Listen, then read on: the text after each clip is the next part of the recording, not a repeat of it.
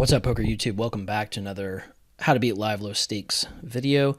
Today's video taking a look at another hand history where I decide to bluff shove river against an unknown opponent. I have this tag labels from a previous hand. He was more loose. I wouldn't say he was necessarily, I don't know. He wasn't like really passive or aggressive. He was just kind of loose in general. I think I saw he was able to run like a couple small bluffs, but anyway, so let me get this in here. So,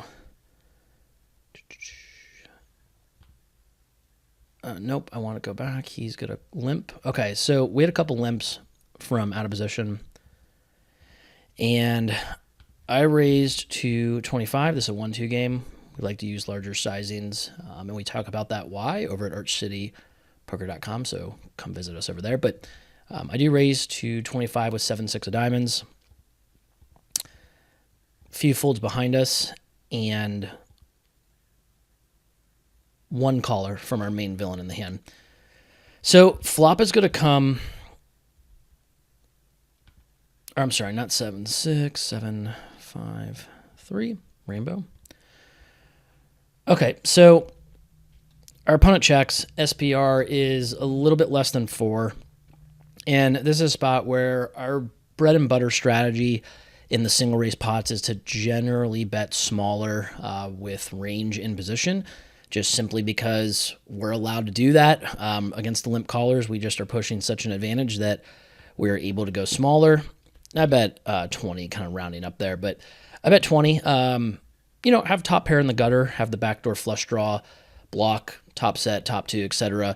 I mean, really this bet can still get worse hands to call, whether it's pocket 6s, pocket 4s, 6-5 suited, 5-4 suited, ace-5 suited, ace-3 suited, ace-deuce suited, ace-4 suited, any like 6x hand, 4x hands, like all of those are generally going to do a lot of calling. I think, honestly, a lot of them should do a lot of bluff raising, but these guys, again, don't act as balanced or aggressively as they should be from out of position. So that's why we're able to get away with a lot of like the range bets for small, a lot of the bet folding scenarios we would have here. Like if I got raised by my opponent here, it might depend on the sizing a little bit, but generally speaking, I would know that I'm behind like a lot of over pairs and then like 2 pairs or better. I just don't give them credit for having enough. Like, I mean, if I knew who the opponent was or I knew he was more loose aggressive, this would be a person that I often may check back sometimes, like thinking I have some showdown value. Don't necessarily want to face a check raise with this hand, but can face a little bit of heat. But anyway, so like I knew just from playing about an hour with this player that he wasn't going to give me any problems. He was like the 95+% of players that are going to act really straightforward in the spot. So I like the range bet because a lot of times like they're not going to play along for the small sizing with a lot of slow plays. They will come back over the top of you and let you know exactly where they're at. So when they do just call, we typically are going to know exactly where we stand. So queen of spades on the turn, completing essentially the rainbow texture. My opponent checks, and at this point now, I would be okay getting to showdown with this hand. I don't think it needs that much protection. I'm either behind all the overpairs that called on the flop, like the 8s, 9s, maybe, like usually it'd be like 8s or 9s that he limped with. Way behind the slow plays, so like I realized some equity with the gutter or the trips, or perhaps like the trips or 2 pairs outs. I think the slow plays, though, I really would just need the gutter to come through. But the hands that I'm ahead of, like I mentioned, the 6-5, ace-5, ace-3, pocket 4s, pocket 6s, like I don't really need that much protection against those. I have some showdown value, so we can see what then develops on the river. And my opponent leads into, I believe it was, I guess it doesn't really matter. I think it was a king of spades. So he decides to now bet for less than half pot with a $40 bet. And to me, it's kind of interesting. Like I don't really think he should show up with a lot of queen X or like king X hands.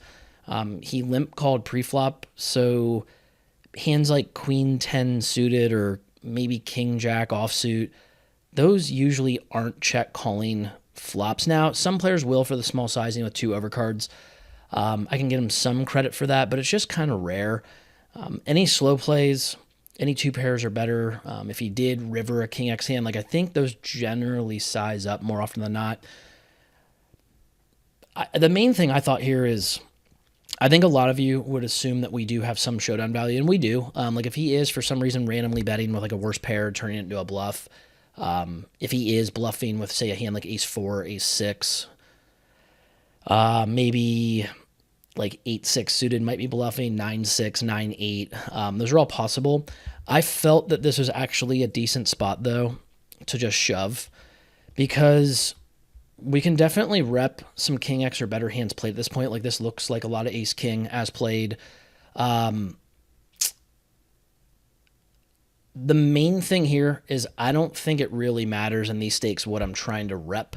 To some players that I know that can do a little bit of thinking, think about how the texture matches up with my action or how it doesn't match up with my action, then I might have to be a little cautious. But this is just really purely an exploitative spot where I run this line a lot where, and I'm not saying I can't, like I won't have value here. I can definitely have value as played. I would take ace king and shove it on him. If I got here like this, even with like king jack, I just don't think he has a better king X hand. I think that's the effective nuts a lot of the time. But I think shoving gets him off of kind of the weird, like thin value plays. Like maybe he did call with a hand like queen 10 suited. Like if he has queen X, I think we always get that hand to fold. A king, I'm not expecting a king to fold, but I just, again, don't think he has as many of those. But if he does have like a queen, if he does have like pocket 8s, ace 7, 8-7, I just think I get pretty much everything in his range to fold. So instead of going to showdown and winning a good amount of the time, but sometimes losing, I think I just always win in this scenario. So it's one of those ones where you turn kind of a made hand or like a hand that we believe often has showdown value, maybe in a more like balanced scenario where you're playing against somebody that's maybe a little bit better.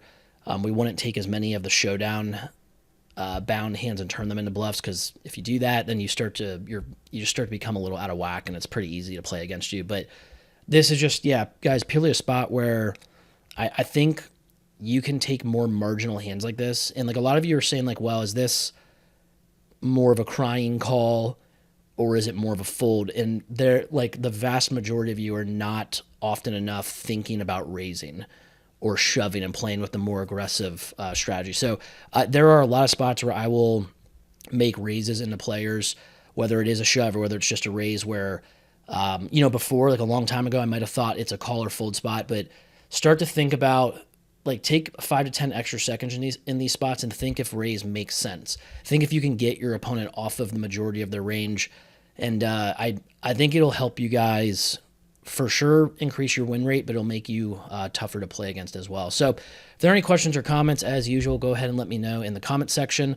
Like the video, subscribe to the channel, come visit us over at archcitypoker.com, where we will be taking a look at more hands like this, and obviously a lot of the other content on the site as well, whether it's modules, whether it's live stream hands.